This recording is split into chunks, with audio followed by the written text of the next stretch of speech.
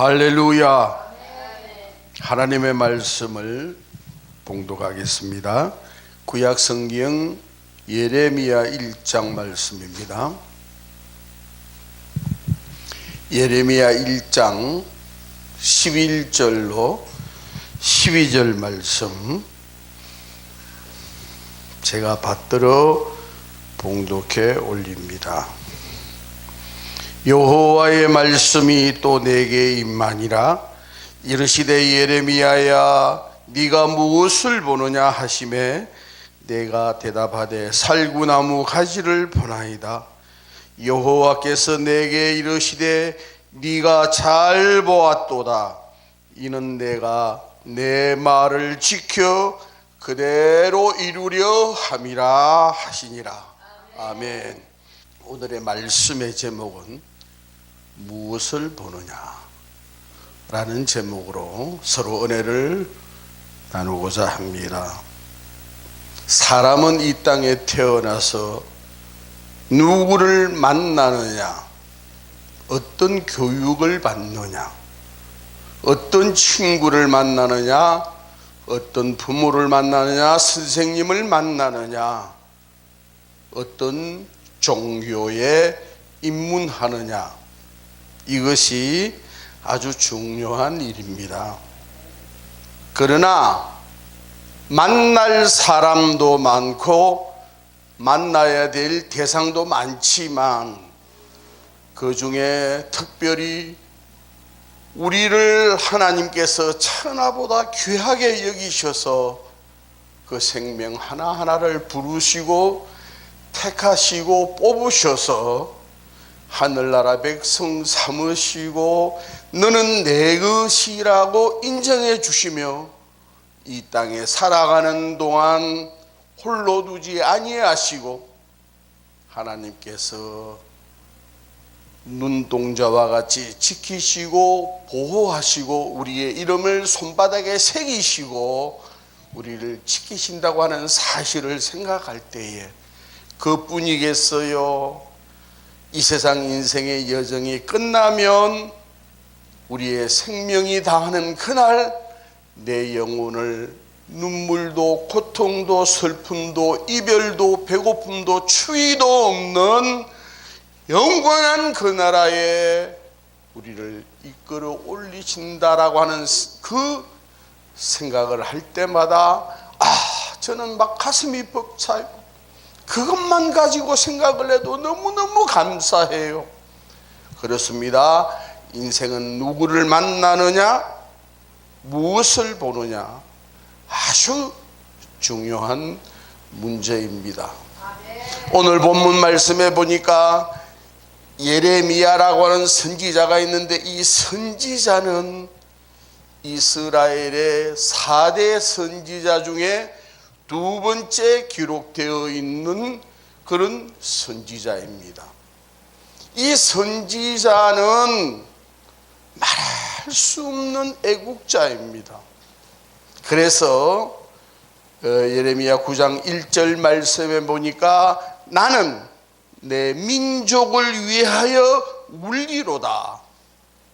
나라와 민족을 위하여 눈물 쏟아 무릎 꿇고 하나님 앞에 기도하겠다라는 얘기인 것입니다. 자, 이제 한 일주일 있으면은 우리나라에 3.1 운동, 만세 운동이 일어난 날이 다가옵니다.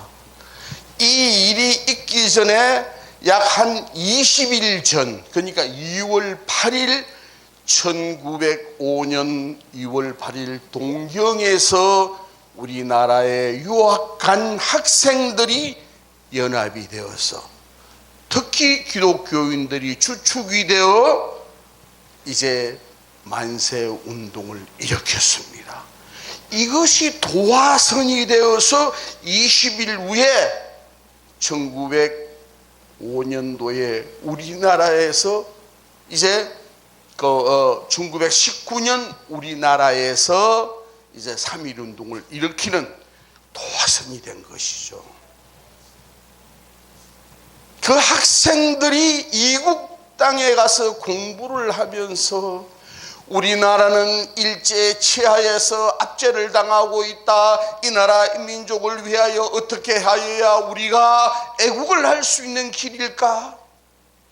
라고 생각하면서 그들이 연합하여 일제 치하에 공부를 하면서도 그들이 독립운동을, 만세운동을 일으킨 것입니다. 그 고국에 있는 우리의 애국자들이, 자, 이국 땅에 가서 저 젊은 학생들이 자기의 생명을 아끼지 아니하고 만세운동에 앞장서는데 우리가 그냥 있을 수 있나? 이것이 우리나라에 전파가 되어서 3월 1일 대한독립만세운동이 일어나게 된 계기가 된 것입니다. 할렐루야. 여기에는요 33인이 독립선언서에 서명을 하고 만세운동을 일으키는 주축을 이루었는데, 그 중에 우리 기독교인이 16명, 천도교인이 15명, 불교 신자가 2명, 그리고 우리 기독교인이 훨씬 주축을, 약 가반수에 가까운 인원들이 서명을 하고 앞장서게 된 것입니다. 이 중에 우리가 잘 알고 있는 대로 숭실학교를 이제 이루시고, 또 평양 장대현 교회를 일으켜서 1907년도에 큰 평양 대부흥의 불길을 일으킨 길선주 목사님이 앞장을 서서 16명의 기독교인 중에 가장 선두주자에 서게 된 것입니다. 이제 길선주 목사님을 통하여 또 김육두 목사님이 전도를 받아서 평양에서 이제 평양신학교에 입학을 하게 되고, 그 김육두 목사님이 저 경남 지역에 부흥회를 갔다가 거기에 주기철이라고 하는 학생이 그 부흥회에 참석을 하였는데, 그날 저녁에 설교한 제목이 성신을 받아라, 성령 받아라, 이 제목을 가지고 설교를 하는데, 거기에서 주기철 청년이, 학생이 마음에 감동, 뜨거운 역사가 일어나서 내가 앞으로 장래에 주의 종이 되어야 되겠다, 목사가 되어야 되겠다, 그런 사명을 그날 저녁에 받고 그는 오산학교로 진학을 하고, 고당 조만식 선생님이 교장으로 있는 그 학교에 입학을 하고 거기 졸업을 해서 다시 평양신학교에 들어가서 목사가 되었죠. 부산 초랑교회를 거쳐서 마산 문창교회에 시무를 하시는 도중에 신사 참배 문제 때문에 한국에 큰 환난과 고통의 물길이 일어날 때에 조만식 장로님은 기차를 타고 평양에서 마산까지 내려와서 자기 제자인 주기철 목사님을 이제 설득을 합니다. 목사님, 이 마산 지역도 중요하지만은 동양의 예루살렘이라고 하는 평양이 지금 이렇게 말할 수 없는 고통과 원수마귀의 시험에 환난에 처해져 있습니다. 우리 한국 교회를 위해서 목사님께서 평양 산정행 교회로 오시는 것이 어떨까요? 그 설득을 하면서 그 제자 목사님을 모시고 평양으로 갑니다. 그 평양에서 이제 산정행 교회에서 목회를 하시면서 말할 수 없는 유혹이 옵니다. 이제 히로이토 천왕상을 만들어 놓고 거기에다가 절해라. 이것은 종교 행위가 아니라 국가적인 요식 행위다. 그런데 주기철 목사님은 절대로 흔들리지 아니합니다. 하나님 외에 더 이상 섬길 수도 없을 뿐만 아니라 이것은 분명히 우상을 섬기는 것이요 하나님의 법에 어긋나는 것이라고 그 목사님은 생각을 해서 결국 1944년 우리나라 독립을 1년 채 못 남기고 평양 감옥에서 순교하고 맙니다. 그 영향을 받아서 손양원 목사님이 탄생을 하고 사랑의 원자탄이라고 하는 별명을 받으면서 우리 이 나라 인민족 기독교에 많은 족적을 남긴 그런 역사를 가지고 있습니다. 그러니까 우리 사실 기독교인이 애국자죠. 나라와 민족을 위하여 눈물 쏟아 기도하는 주의 종들이기 때문에 지금이라도 이 시간에도 보세요. 저 이름 모를 산속에서 굴 속에서 식음을 전폐하며 이 나라를 위하여 눈물 쏟아 기도하는 주의 종들이 있기 때문에 이 나라가 이만큼 유지되는 줄 믿습니다.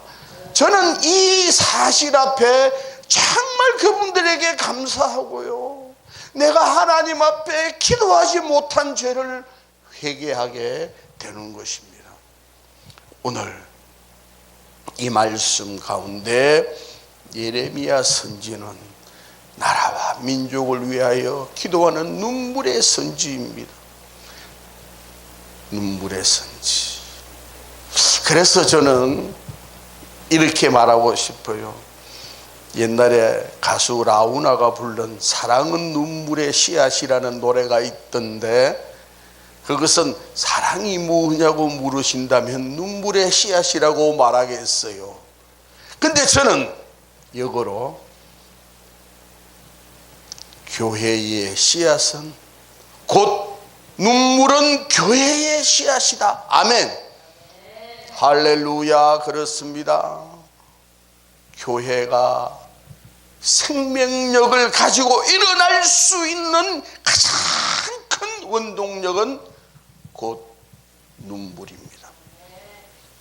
그래서 하나님께서 이제 다윗 왕을 통하여 이런 기도를 하게 하십니다.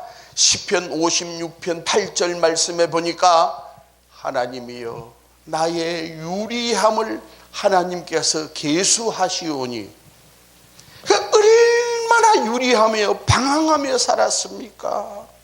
사울의 칼날을 피하여 죽을 고비를 말할 수 없이 많이 넘겼을 뿐만 아니라 아들 압살롬의 반란에도 그 죽을 수밖에 없는 현실에서도 하나님께서 지키시고 보호하심으로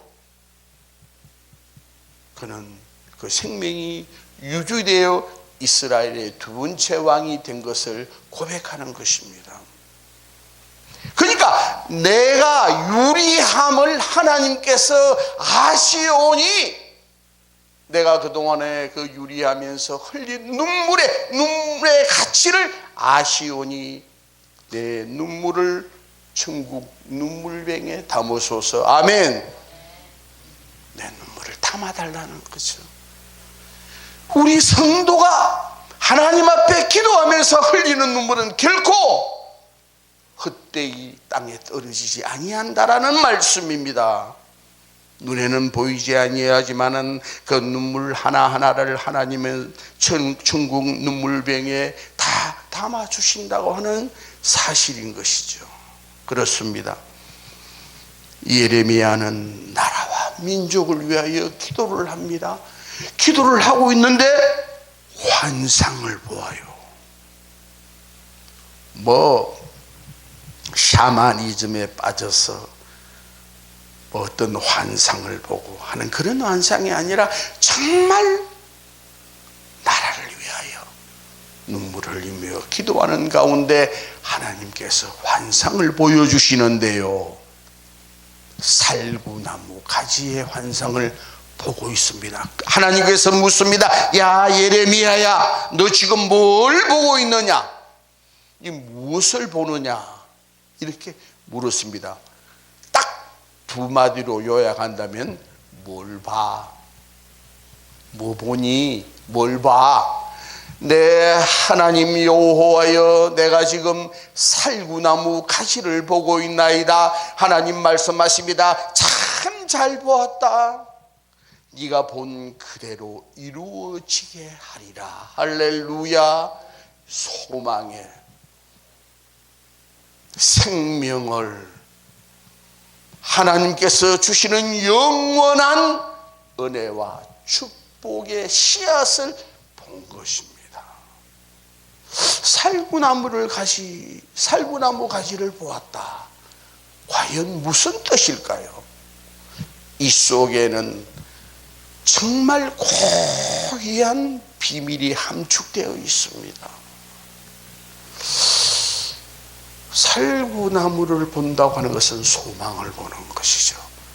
그래서요, 현대 한의학자들이나 이런 분들의 말씀을 빌리면 살구를 먹으면 그 이름대로 살구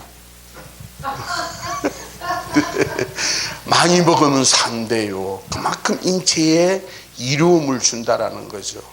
물론 자두도 좋고 복숭아도 좋고 살구도 좋지만 특히 살구가 그렇게 항암작용도 하고요, 인체의 알칼리성으로 이렇게 인체를 변화시키기도 하고 참 좋은 식품이래요. 살구 많이 먹으시기를 바랍니다. 아멘. 그렇습니다. 무엇 때문에 하나님께서 예레미야에게 네가 살구나무 가지를 보고 있는 것을 참 내가 잘 보았다라고 하나님께서 말씀하시느냐? 한번 생각해 볼까요? 살구나무는 지금 이스라엘의 현재의 입장이 남북 분열 왕국이 되어서 북쪽에는 여로보암이 10지파를 끌고 가서 수도를 사마리아로 삼고, 남쪽에는 2지파가 남아서 르호보암, 이제 솔로몬의 아들이 집권을 하여 수도를 예루살렘으로 삼고, 남유다, 북이스라엘, 남북 분열 왕국이에요. 꼭 우리나라 같잖아요. 그래서 북쪽에서 연맹을 해가지고 북쪽에 있는 여러 나라들을 힘을 합하여 예루살렘을 침공해 오는 그런 현실이라고.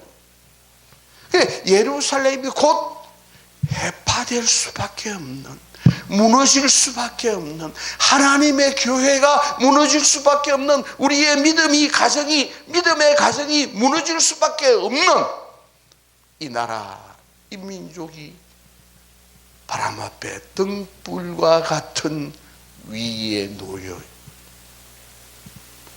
그러니까 하나님의 말씀을 대언하는 선지자로서는 민족을 위하여 기도할 수밖에 없잖아요. 기도하니까 살구나무 가지를 하나님께서 보여주시는 것입니다. 이 살구나무를 가지를 보는 이 가운데에 잘 보았다. 자, 민수기 17장 8절 말씀에 보니까요, 모세가 이스라엘 백성들을 이끌고 광야에서 40년 생활을 하는 가운데에 성막을 지어놓고 하나님의 법궤 속에 중요한 물건들을 넣기 전에 이스라엘의 12지파의 순대로 마른 막대기 가지를 12개를 모래사장에 꼽았어요. 그렇게 하고 그 다음날 아침에 일어나서 성막 앞으로 가보니까 희귀한 일이 벌어졌습니다. 신기한 일이 벌어졌습니다. 12막대기 가운데 11막대기는 꽂은 그대로 있는데, 그러니까 그 막대기는 뭐예요? 물기 하나 없는 마른 막대야. 사람이 이렇게 손으로 꺾으면 부러질 수밖에 없는 힘없는 말라있는 막대란 말이에요. 근데 12지파대로 막대를 다 꼽아놓고는 아침에 일어나니까 한 개, 그 중에 아론의 지팡이에, 레위 지파인 아론의 지팡이에서 그 살구나무 잎이 나고 싹이 나고 줄기 뻗어 꽃이 피어 열매 맺었더라. 할렐루야. 이 환상을 보는 거예요. 이 생명의 환상을 보는 거예요. 사람들이 볼 때는 비록 이 나라 이 민족이 죽게 되었고, 사람들이 볼 때는 우리 교회가 무너져가는 것 같고 우리의 가정이 회파되어 가는 것 같지만, 위하여 기도하는 성도가 있는 한 결코 그 교회는, 그 나라는 무너질 수 없다라고 하는 사실인 것입니다. 할렐루야. 그러므로 우리는 이 소망을 가지고 하나님 앞에 날마다 눈물 쏟아 무릎 꿇고 기도해야 될 줄 믿습니다. 기도만이 살 길입니다. 기도만이 하나님의 마음을 움직이는 것입니다.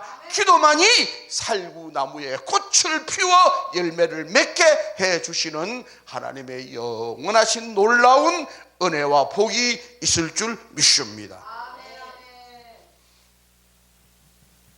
그래서 나는 이 살구나무 가지가 생명이요 소망이라고 생각합니다. 나중에요, 성막 안에 법궤를 놓았는데 하나님과 이스라엘 민족 간에 맺은 언약궤 속에 뭘 넣었어요? 세 가지를 넣었잖아. 세 가지. 히브리서에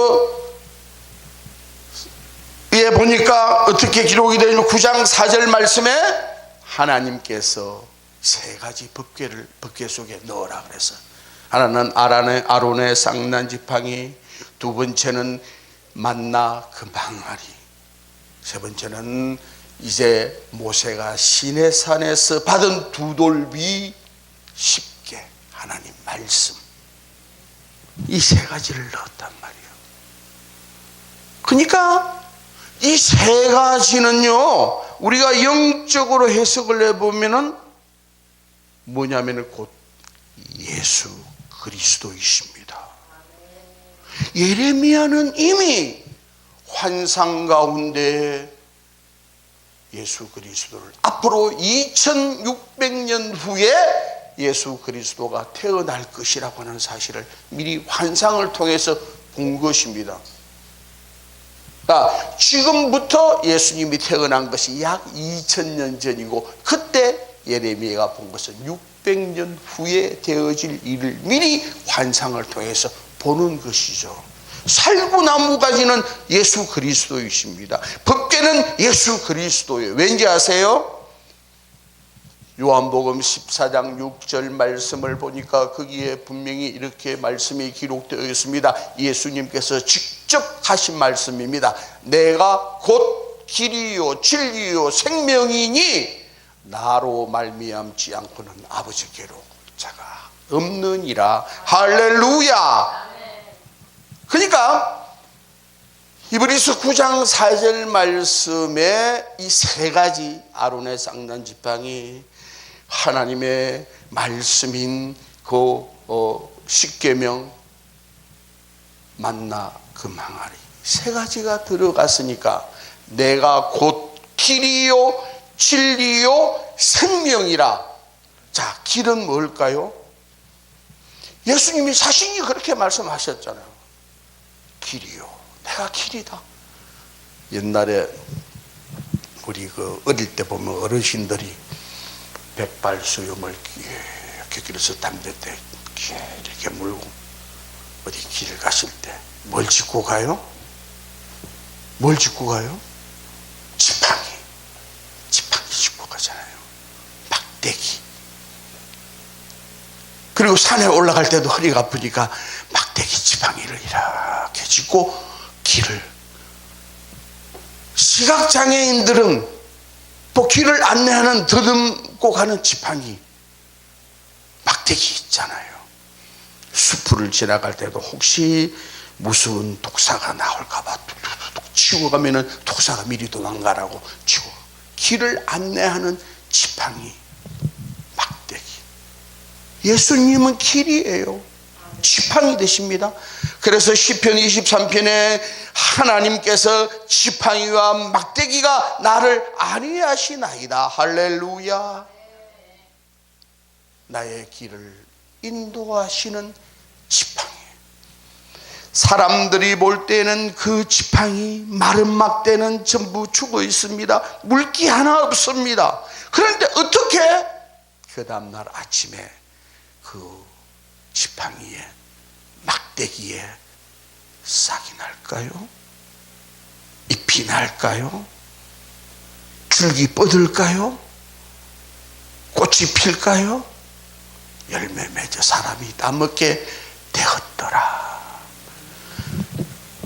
사람 손에 잡혀 있으면 물기 없는 지팡이, 막대기에 불과하지만 하나님 손에 붙들리면 홍해도 가르고 반석을 쳐서 물도 나오게 하고, 그 다음에 사랑하는 양떼를 넉탈하는 이리와 늑대와 사자와 곰의 입을 찢는 지팡이가 될 수도 있게 해주신다고 하는 사실인 것입니다. 생명의 지팡이입니다. 지팡이가 능력 있어 행함 아니요, 잡은 손에 능력이 있네. 나와 같이 마른 막대 잡아가지고 사탄 일을 치옵소서. 나는 지금 당나귀 턱뼈 같은 몸이나 주님 손에 맡기고 복종하고 가오니 주여 잡아가지고 블레셋을 치소서. 영광 돌립니다. 아멘. 그럼요. 막대 그대로 있을 때는 아무 힘이 없어요. 하나님 손에 붙들릴 때에 불가능한 일이, 능치 못할 일이 없는 하나님의 거룩하신 능력이 나타나는 줄 믿습니다. 그렇습니다. 곧 이것은 예수 그리스도의 생명인 것입니다. 법궤 속에는 우리 주님이 계세요. 자, 신약에만 예수 이야기가 아니라 성경 66권은 전부 히스토리, H-I, 그의 스토리, 이야기, 그의 이야기, 역사, 과거 사실을 기록한 것, 예수의 이야기예요. 그 구약에도 예수님이 있었죠. 그래서 구약에 나타난 십자가, 구약에 나타난 예수 그리스도, 이걸 찾으려면 시간이 걸리죠. 그렇습니다. 거기에 얼마나 많은 진리가 들어있는지 몰라요. 에덴 동산에도 예수 그리스도가 나타났습니다. 광야에서도 놋뱀을 들린 예수 그리스도가 거기에서 나타났습니다. 어떤 사람들은요, 불교와 기독교를 이렇게 대조하는 사람들이 있어. 불교는 2500 몇십 년인데 기독교는 2019년밖에 안 됐다. 그건 서기.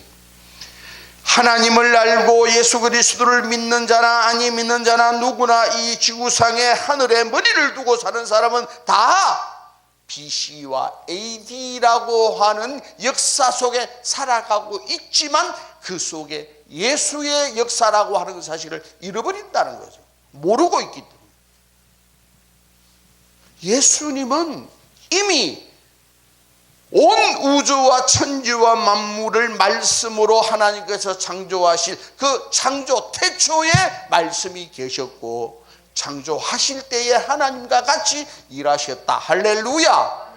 그러니까 2019년은 예수님이 베들레헴에서 마리아 동정녀의 배를 빌려서 태어난 그 역사를 얘기하는 거지, 그 전에 이미 영적으로 계셨다라는, 이게 삼위일체 하나님이십니다.